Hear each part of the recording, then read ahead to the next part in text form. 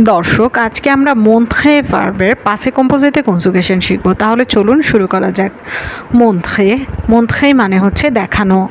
যেই মন্থ্রে, যেই মন্থ্রে, যেই মন্থ্রে, আমি দেখিয়েছিলাম। তুয়া মন্থ্রে, তুয়া মন্থ্রে, তুয়া মন্থ্রে, তুমি দেখিয়েছিলে। ইলা মন্থ্রে, এলা মন্থ্রে, ইলা মন্থ্রে, এলা মন্থ্রে, সে দেখিয়েছিল। nous avons montré, nous avons montré, nous avons montré, আমরা দেখিয়েছিলাম। vous avez montré, vous avez montré, vous avez montré, আপনি দেখিয়েছিলেন।